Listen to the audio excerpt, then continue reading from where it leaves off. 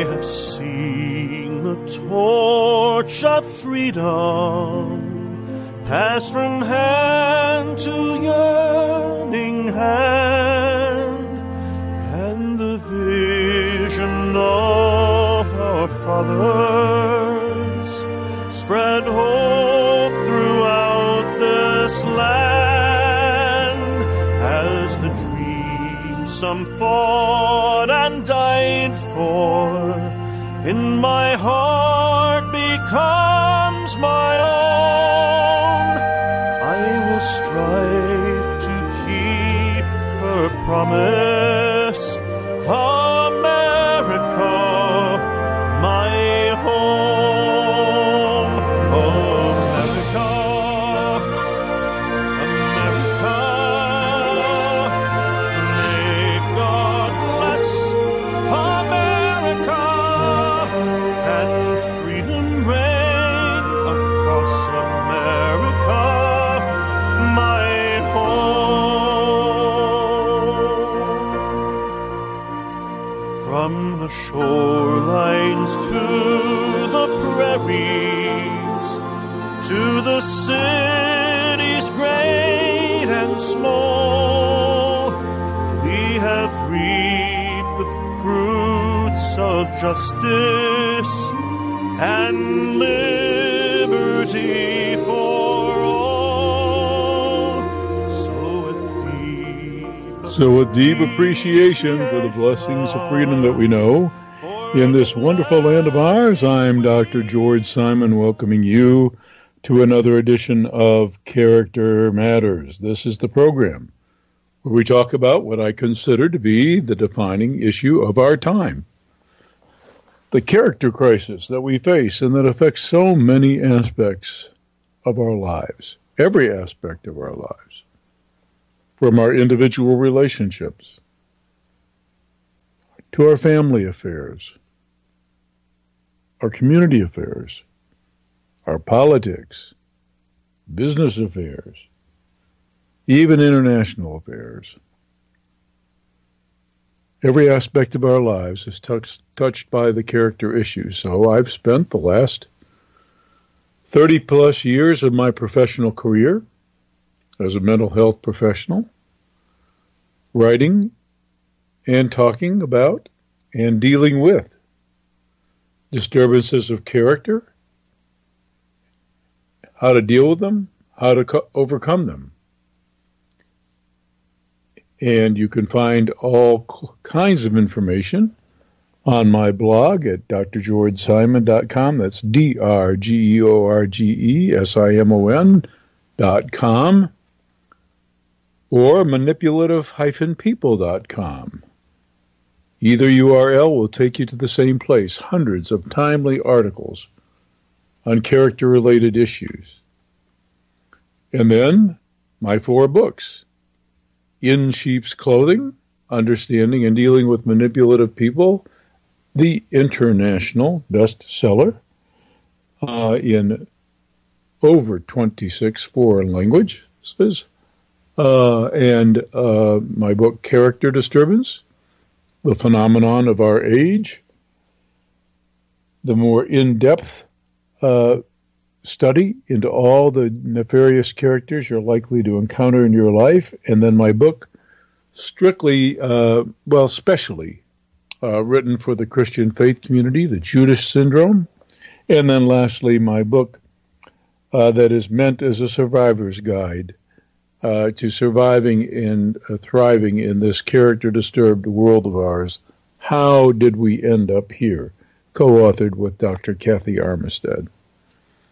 And soon to be on the shelves and available from Amazon, my latest release, The 10 Commandments of Character, How to Lead a Purpose-Driven Life. And if you want to join the conversation today, we are live. It's Mother's Day.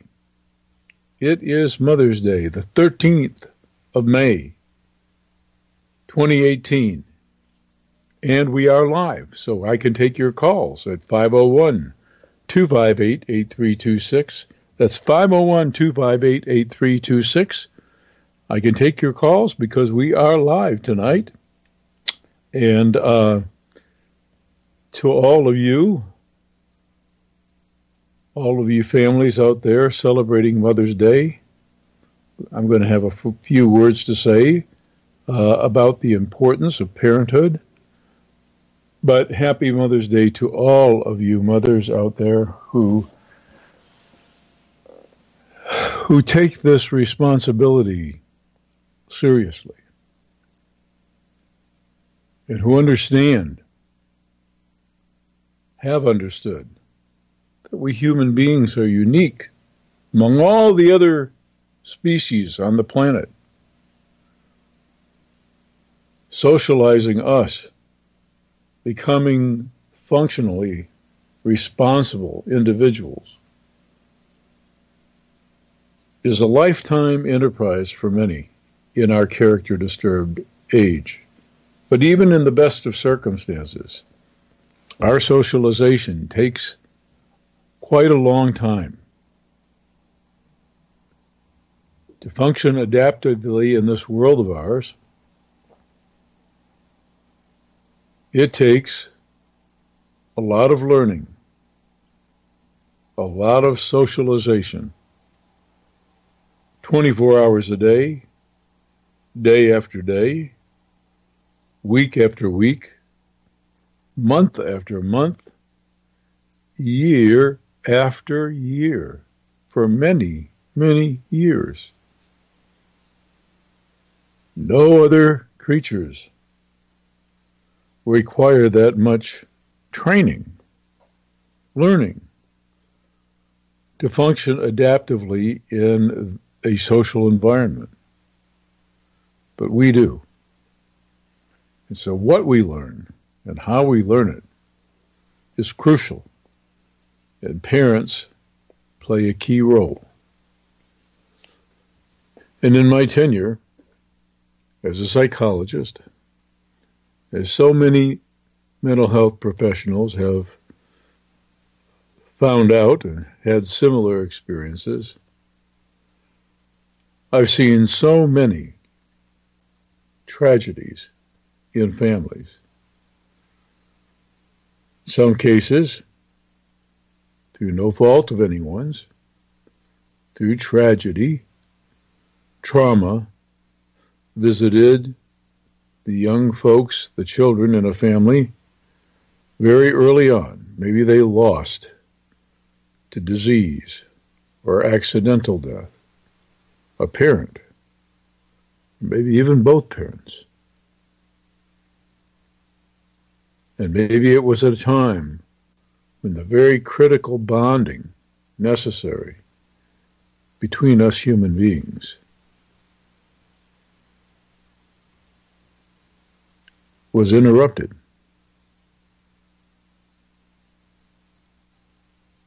All kinds of trauma.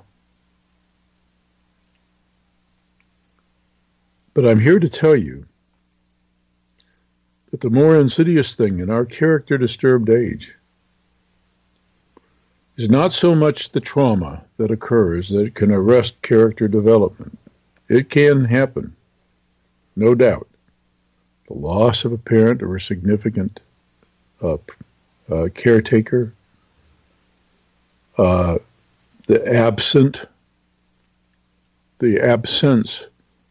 of a parent or caretaker due to that parent being perhaps either strung out on drugs or so character disturbed themselves that they're unavailable, or so emotionally impaired that they are truly unavailable.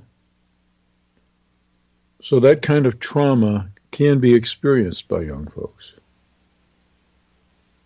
But the more insidious factor today is when parents are there and available and neither model nor teach the very essential life lessons that have to be learned in order to become responsible. doting on their children, indulging their children, giving them no concept of what it's like to earn, fostering a sense of entitlement, as if there weren't already so many messages of entitlement given in our age of entitlement and narcissism. So parents play a critical role, and mothers especially. You know, we've gone back and forth and back and forth and back and forth over the last several decades on whether the differences that we have always known exist between men and women are purely cultural, are purely environmentally produced, or whether they are innate, built into us somehow, into our biology. The argument is raised for far too long, such a false argument. Certainly, our cultural climate, the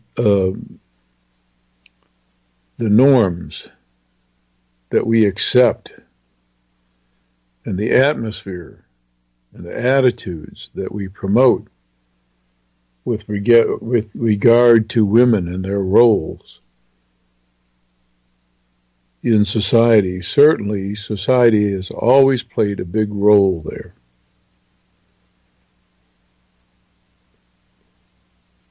Historically, sad to say, there was a time when women were seen more like property.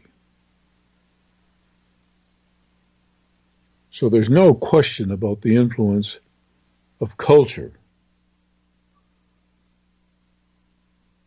But you can't negate genes and other innate factors. We're learning that too. So it's wrong to stereotype. It's wrong to stereotype and say that women are more geared or suited or better suited for this or that naturally. It's wrong to do that because there are always exceptions. Nature is wonderful in that regard. There's tremendous variation. It's part of what makes life beautiful. And there are some things, some values and norms that are established strictly culturally. But the truth is that neither extreme provides us the proper answer. There are some differences between men and women, and thank goodness for those differences. Nature knows that we need both influences. Both influences. And they can be quite a bit different.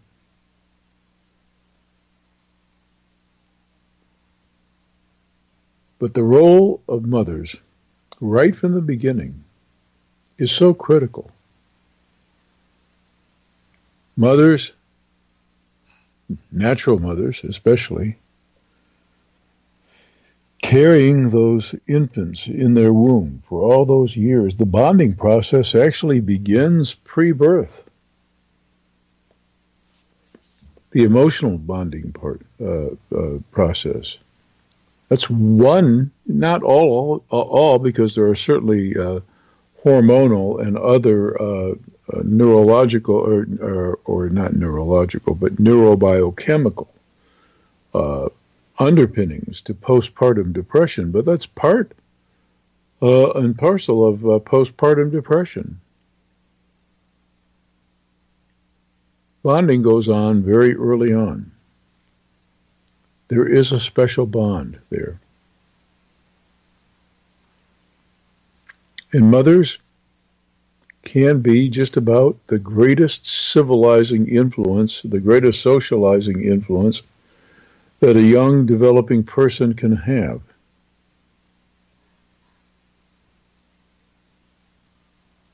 It's always such a tragedy when she's not available for one reason or another. It's an equal a tragedy when she overindulges or dotes upon.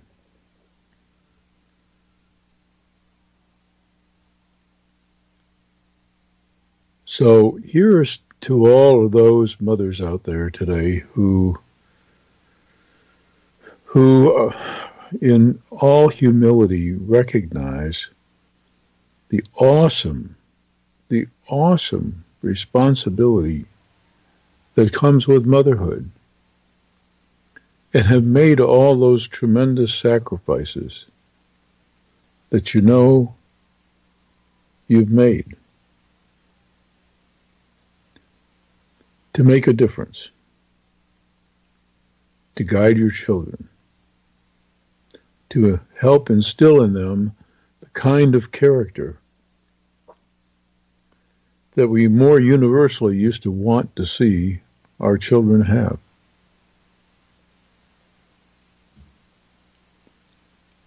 So every Mother's Day I tell this story. And by the way, we are live tonight, May 13th, 2018, Mother's Day, Sunday, May 13th, 2018. We are live, so I can take phone calls at 501-258-8326. That's 501-258-8326. If you want to share a story, maybe about your own mother or about your experience as a mother, if you want to comment, feel free to call at 501-258-8326, and I'll be happy to take your call. But every Mother's Day, I tell this story.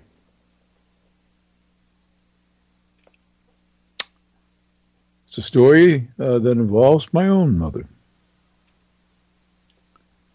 and is a story that I will probably tell often because of the great lesson learned. It's a story about commitment. You know, all of our parents have faults. My parents were not without their faults. But there are some things that they modeled for us children. And I was one of 7. Would have been one of 8 had my identical twin survived. He did not. But a fairly large family.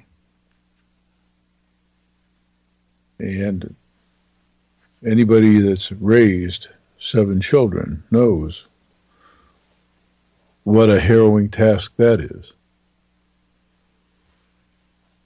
But it's a story of 2 imperfect people modeling the most essential core values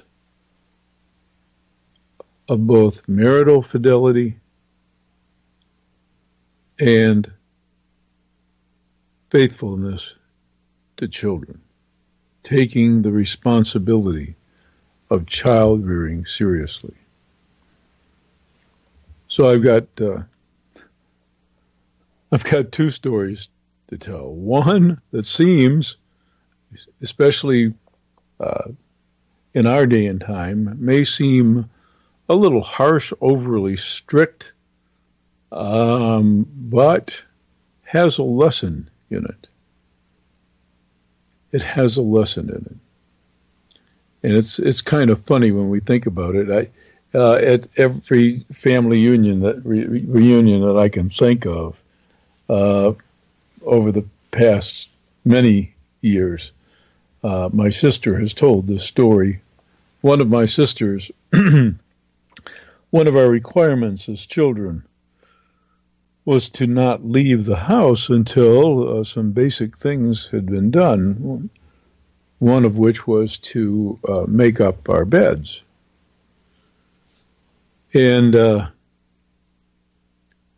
we were kind of running late one day. We had just started a school where we were going to have to take the bus instead of being able to walk to school. We had a school nearby, but we were the age where we couldn't go to that elementary school anymore, so we had to take the bus. And we were running just a bit late, and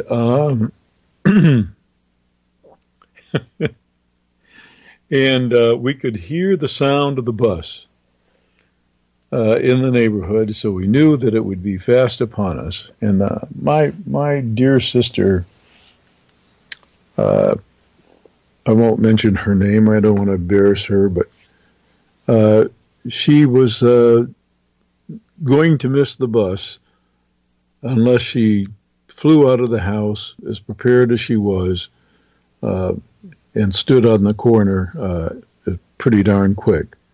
So her bed wasn't made up yet, but she knew she'd missed the bus, so she flew out of the house and raced down the hill to the corner where the bus was and just made it in time and was breathing a little easy when who should appear? When who should appear? But my mother, in her bathrobe and slippers, and she kindly escorted my sister back to the house and said she needed to make her bed. Now, this was going to make her late to school. She was going to have to find alternative transportation. She was either going to have to plead with my mom to take her, or she was going to have to take a later bus, a city bus, get there late. She was going to have to get some tardy marks. But she should have thought of that. She should have thought of that. And she should have been prepared. At least that's the way the thinking was. That's the way our discipline was. And I have to tell you, she learned the lesson. She never again wasted any time getting prepared and always made sure she had plenty of time to get that bed made before she got down to the corner to catch the bus. Now, was this child abused? Was her upbringing too strict? Well, you'd have to ask her. She retired about 4 years ago as one of the senior executives in one of the automobile companies. And at her retirement, the CEO of the company let all the folks know how her work ethic and how her taking of her responsibilities seriously was an inspiration to all of those who worked with her and under her. And how even through difficult times, it was being able to count on that ethic of hers that gave folks in the organization hope that the company would not only survive those difficult times, but thrive.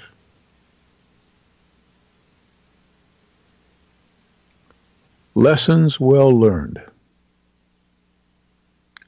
Lessons in character.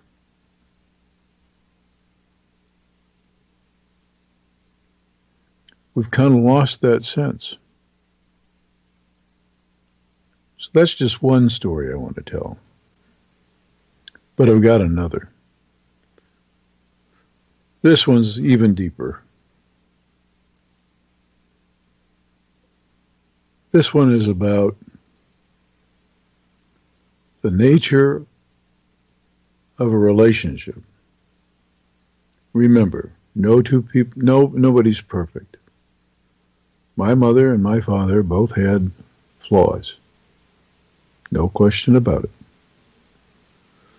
But one thing we were absolutely 100% sure of,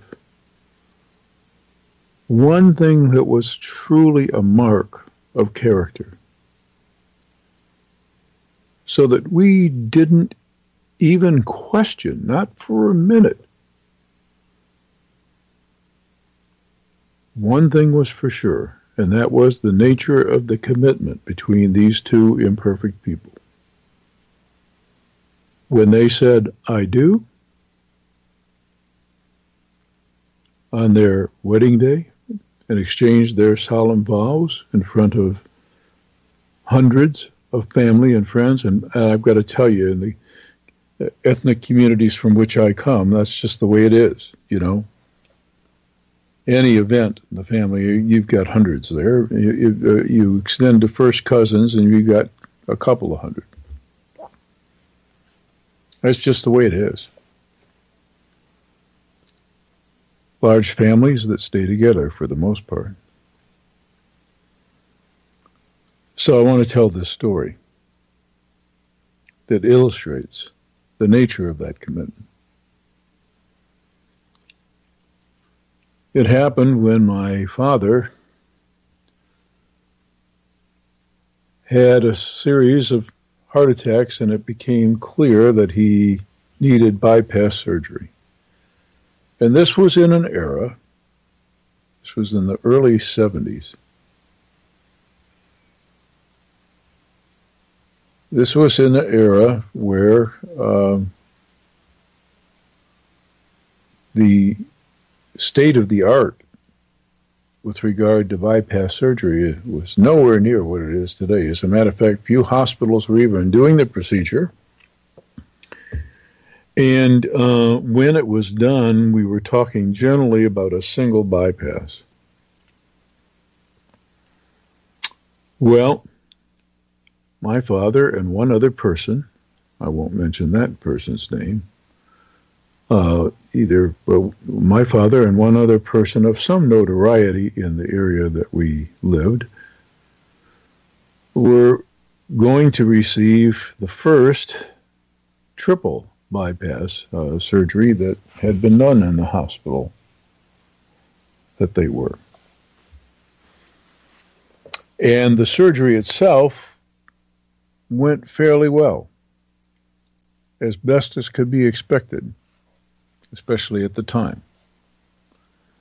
But then complications rapidly set in. And my father had to be kept on a ventilator in a medically induced coma. And for a long time. He was in that coma for almost 4 months. And his lungs had a hard time clearing. And there were many times when it appeared like he wasn't going to make it. Now, here's the really interesting part of the story. Every single day,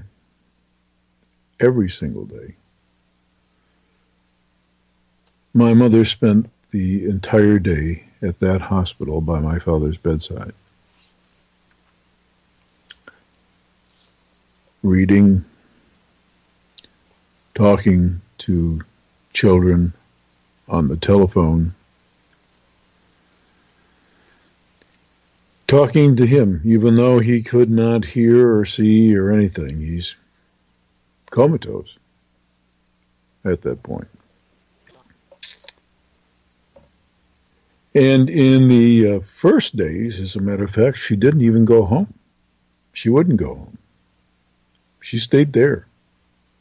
Of course, we didn't know he was going to be 4 months, almost 4 months in coma. And so every day I would hear her say, "It's time to go." And every day I would wonder, isn't she going to give herself a break? Isn't she going to carve out for herself a little bit better of a life?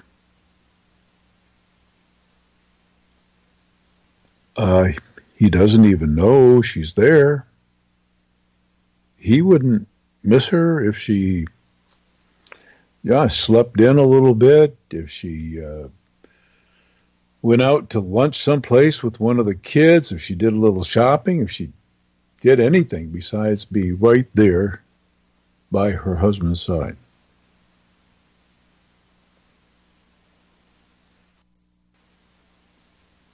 But no, every single day she went. And one day, I think it was about the beginning of the third month, she was pretty exhausted. We'd had company from out of town or something like that the evening before, and they stayed late. And as usual, she was the dutiful and happy host. But she was tired. I could see how tired she was. And even though it was our usual time to go, I could see the lines of tiredness in her face. And as she sipped her morning coffee, she said for the first time, "I'm not sure I'm going to go this morning." She talked about all the things that she might do, that all the things she could do. And in my heart I was saying, this is actually a good thing because she is human after all. And she's worn out. And she's been behaving like Superwoman. She's gone above and beyond. And besides which, he can't possibly even know she's there. He's in a coma. He can't see, he can't hear.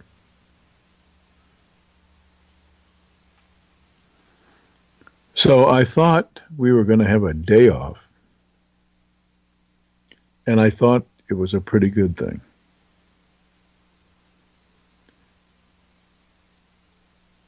And she actually did start to do a few other things. I think she even made a quick trip to the grocery store. But then, before noon, she just looked at me and said, "Okay, let's go." And I knew what she meant.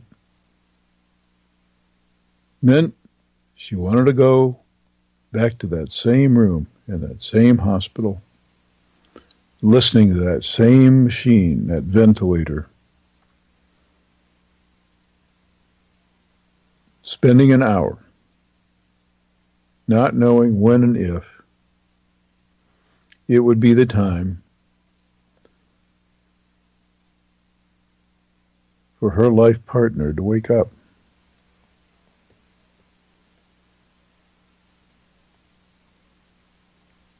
I remember this so well. And I remember the lesson learned about the nature of commitment and loyalty. They don't make that kind of loyalty anymore. But I witnessed it. And to all you parents out there, I want to tell you that your parents, your children are always watching. They witness things. Many times they don't listen to you, I know, but they're always watching you.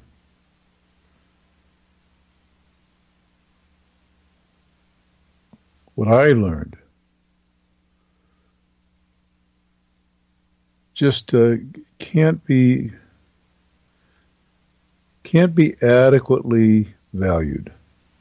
But I learned from her and from that selfless, consistent, determined behavior, the power and the value of commitment, loyalty to the end.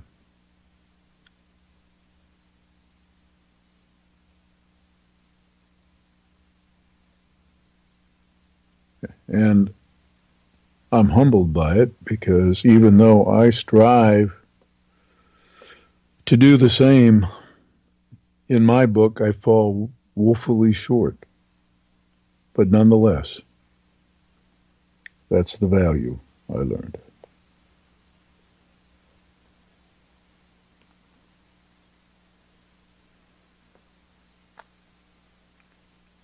That's the value. So, you parents out there,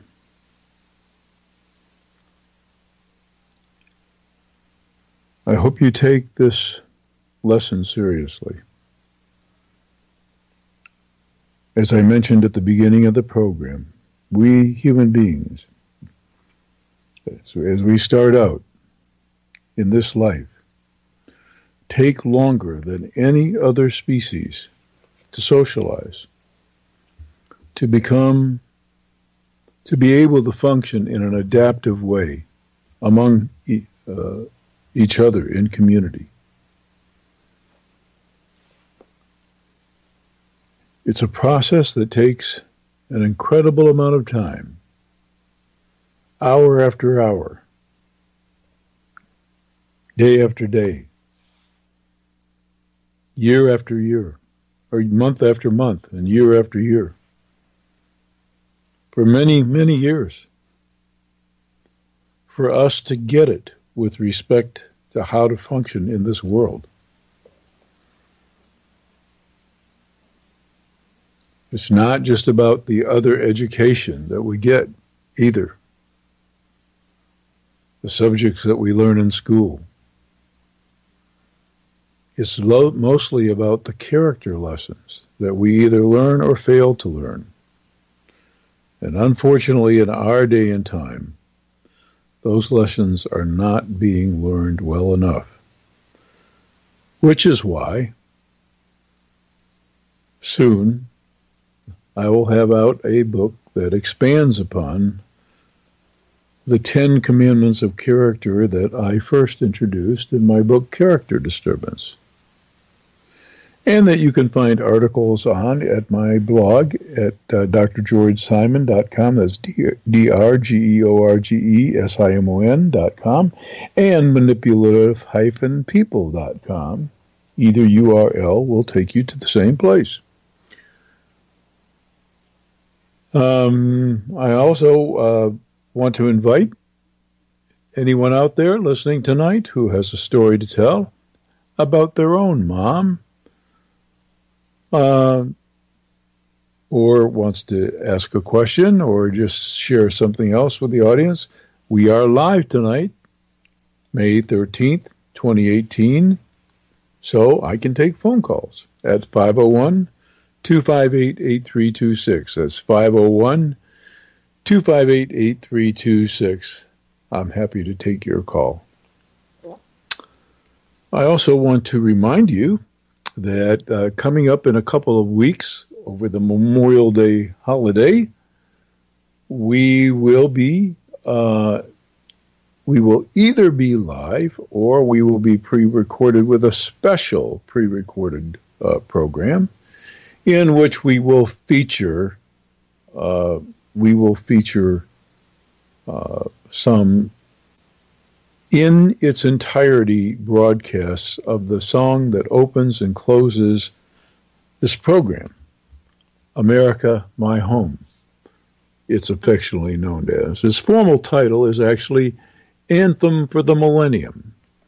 My wife, Dr. Sherry Simon, and I wrote this piece back in 1998, as a piece that would usher in the new millennium. We wanted a new American anthem for the new millennium.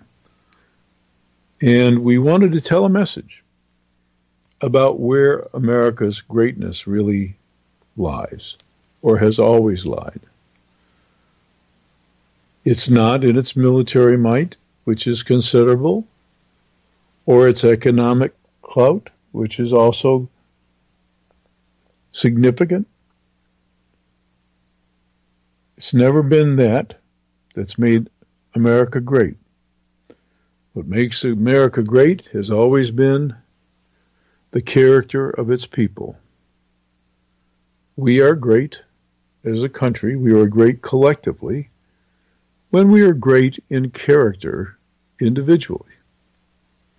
When we take our responsibilities seriously, when we cherish, embrace, and live out the ideals that make America America, the best ideals. And our framers knew this.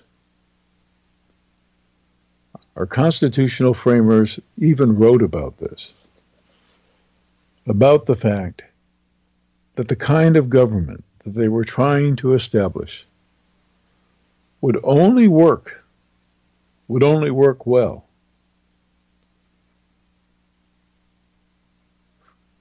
with a moral people who had their own solid internal moral compass grounded in their particular faith or philosophical belief system. The idea was very simple, and it's an idea that still exists today. Give people who already know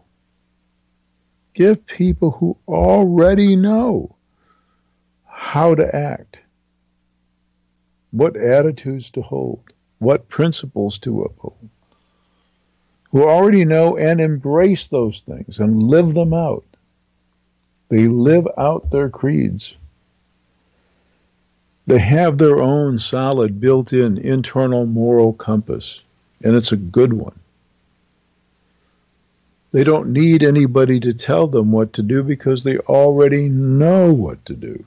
And they do it reliably. So they don't need policing either. So the idea was simple. You give people like that maximum freedom from government intrusion, from unnecessary rules and regulations, from freedom limiting restrictions. You give them freedom from that. You leave decent people alone, and wonderful things will happen. They will prosper themselves, and they will also create wonderful opportunities for others. And on top of that, when they truly recognize that within their community there are those who simply cannot, for no fault of their own, take care of themselves, they will see to it that those folks are properly cared for. It's just in their ethic. They don't need government to do any of this for them. That was the notion.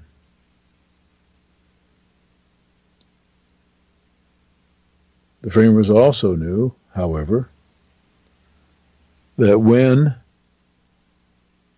folks do not have that solid internal moral compass, when they pretty much do as they please or what pleases them, what suits them, without sufficient care for the impact on others, then there's always the ever-present temptation of government to try and micromanage affairs. We have millions of rules, laws, regulations on the books And guess what?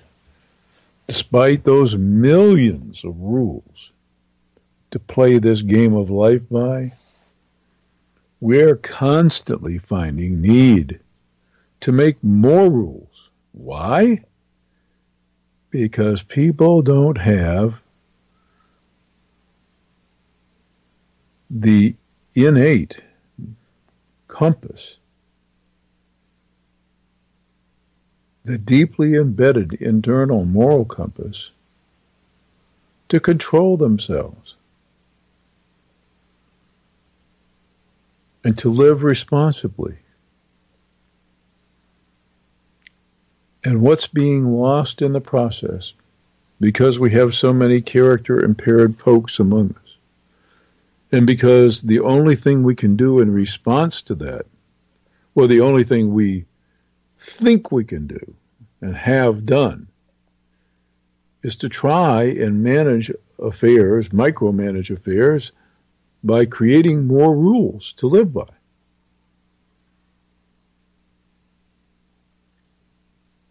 And it's truly a self-defeating exercise, because those of us who are of poor character, who don't have the internal controls, who don't even have the mindset to serve something very much bigger than themselves, for those folks, it doesn't matter how many rules you write. Doesn't matter. They're going to find a way around them. So we wrote this song. And we had no idea what would happen with it. We just wanted to get it out there. And the year before 9/11, it debuted. And it was well received. It was designed as a performance piece. And its first performance was at a 4th of July celebration with about 50,000 people in attendance. And it pretty well brought the house down. Then, tragically, the next year, after the attacks of 9/11, and the ensuing spike in patriotic fervor throughout the country, a regional ABC television affiliate paired the song with a video montage of the events of the day, of the week, and for days played this piece. And the rest, shall we say, is history. It gained in popularity and has now been performed to millions in various venues and various audiences all across the country. And so I invite any of you aspiring artists to contact me. You can go to the blog at drgeorgesimon.com or manipulative-people.com. As I mentioned before, either URL will take you to the same place. There's a tab on the section headers on the blog. There's a page called America My Home.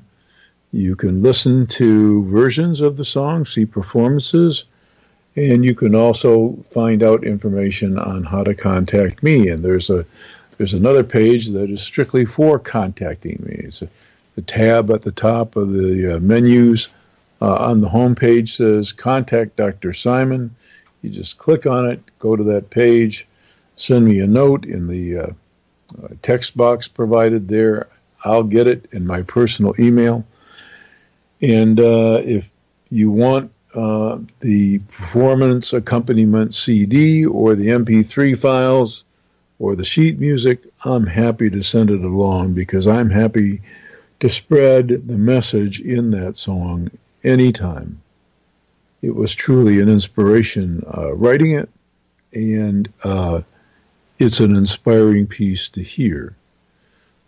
And come Memorial Day weekend on the program, whether or not the program is live and I can take calls, or I pre-record it so that I can spend even more time with my family, you will hear in its entirety the entire song, America My Home. And some folks have asked me, is it okay to record? Yes, it is, actually. It's okay to record, but not to distribute. I want as many folks to hear it as possible. I want as many folks to be inspired by it as possible. I also want to thank the two independent producers who have created new video montages for the song, because the original video montages were off-the-air recordings, and that was back still in analog TV days. So there's graininess and analog video recording too. So there's graininess to the video. That's all changed now with the videos that are currently posted, and you can go to my blog at drgeorgesimon.com or manipulative-people.com, and you can view these. But nothing gives me greater pleasure than to know that somebody is performing the piece, whether it's at their church or some other civic event, other patriotic venue, or even not necessarily patriotic holiday, that someone is carrying the message of the song. Nothing warms my heart more. So tune in, regardless, that Memorial Day Sunday, Memorial Weekend Sunday, and you'll hear the song played in its entirety at least 4 times during the program. And yes, you may record it if you wish. You cannot distribute it without permission.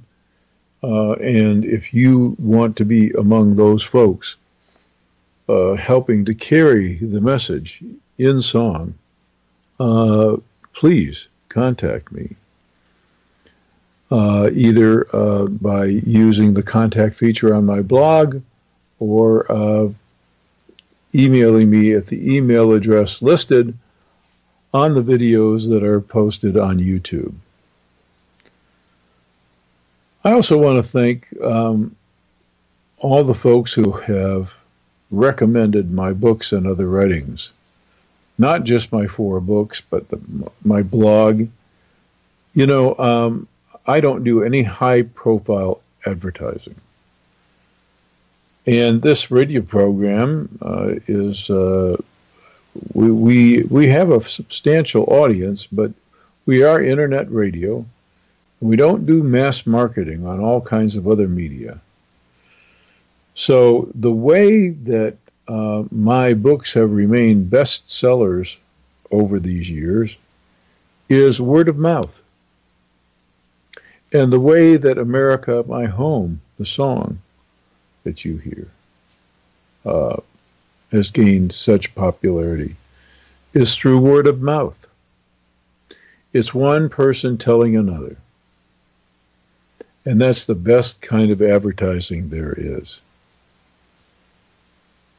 I feel so strongly about this interdependence of freedom and character.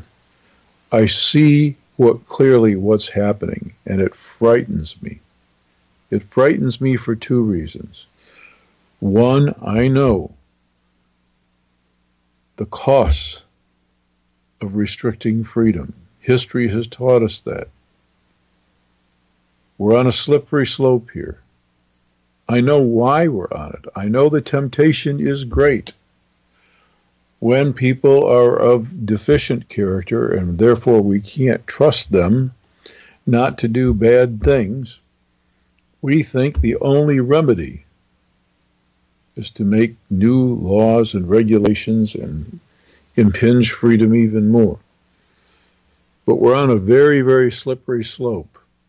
And once freedoms become impinged, it's too easy for them to disappear. It's a dangerous slope we're on, a very dangerous slope. Besides, it only fuels a very disturbing megatrend in that the weight of responsibility on folks who are already functioning fairly responsibly keeps getting greater and greater and greater. The burden that responsible folks have to carry keeps getting greater, whereas the burden that the irresponsible among us have to carry actually has been declining over the past several years. So there's really, we've culturally, we've provided incentive for people not to be responsible. Sobering, don't you think? Very sobering. And this kind of trend can't continue. So that's just one of the reasons why I feel so passionate about this. The other reason is much more insidious. And I mentioned this last week on the program, but I'm going to mention it again. In all the 12-step programs that have helped so many people overcome addictions of various types, they recognize that no problem can ever be successfully addressed until it is first named correctly, identified correctly, and accepted as the problem. It's the pivotal first step of AA and NA and all sorts of similar groups, OA, EA. And that's what really disturbs me about this slippery slope we're on. We think that the problem is that we don't have enough rules or regulations. We already have far too many. They're a testament to the problem, but the lack of regulations are not the problem. The problem is what prompts us to think we have to write so many rules in the first place. And that is character. The problem is the absence of that solid internal moral compass in so many of us, so that we're not safe affording folks maximum freedom, because we full well know that they'll abuse it. This is a tragedy. It's a tragedy. And it's the tragedy that we speak to in song, and it's the tragedy that I've spent my professional career writing and training about. By the way, some new information on the workshops page, so travel on over to the seminars and workshops page at manipulative-people.com. Get that information, and there'll be even more information coming in the next couple of weeks. Well, we're just about to run out of time here. I want to thank you again for tuning in to the program, and I'll see you again next week on another edition of Character Matters. Thanks for tuning in. I'm Dr. George Simon. Happy Mother's Day.